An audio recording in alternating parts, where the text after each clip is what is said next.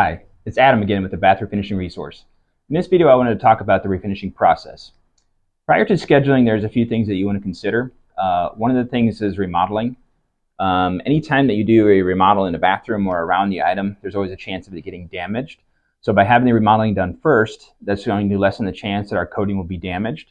And any accidental damage that happens to our coat will not be covered under our warranty. So that's why we recommend getting that taken care of first. A lot of remodelers are going to want to have their work done after ours, which that's their preference as well. Same goes. So if we go in and do our refinishing work around theirs, if we happen to damage their surface, we would have to repair, or we'd have to pay for those repairs, and vice versa. Our work though is more of a cosmetic job, so it's usually a lot less likely that our coating is going to be damaging anything else that's done in the bathroom.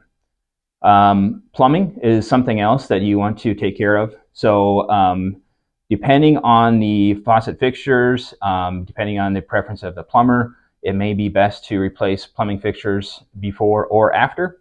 Ideally, you want to get the rough-in plumbing stuff done first, and then we can refinish before the trim goes on.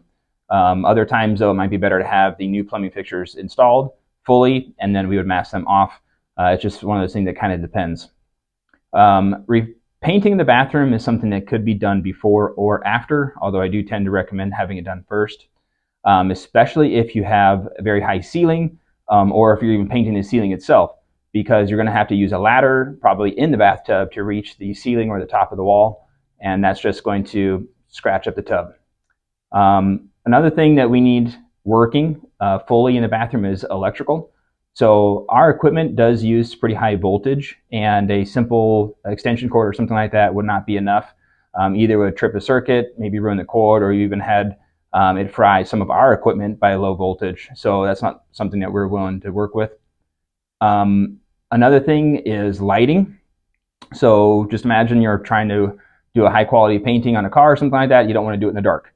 Bathrooms tend not to have windows or anything, so we do need really good lighting in the bathroom for the technician to see what he's doing to make sure that coat is going to come out as good as possible. And the last thing is temperature control.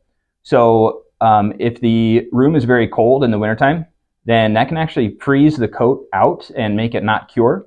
Also, it's going to be very cold for the technician working in there. If it is too hot, like in the summertime, that could be a health risk for the technician. They could also be dealing with sweat possibly dripping into the surface as they're coating. So we want the temperature to be around 70 degrees ideally, and that has to be for the duration of the curing time as well. So the 24 to 48 hour curing time needs to be temperature controlled. Barring those things, you want to make sure that you clean the bathroom really good. Get any hair out of there, dust that is on the surfaces. Especially if you've had recent construction or remodeling, I would recommend taking a damp towel and wiping all of the walls down and the floors and any hard surface to get any dust that's clinging to that off of there. The reason for that is when we come in there, we're going to be masking off some of the surfaces, but possibly not all of it.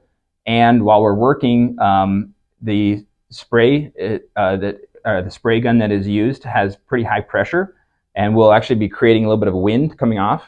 And that can knock any loose dust off of the surrounding surfaces. It'll start to filter in the air, and then it'll land on the surface of the coating as it's curing and make it feel like sandpaper. If we arrive on site and it's not clean enough for us, and if we have to do some cleaning, there may be a bit additional charges.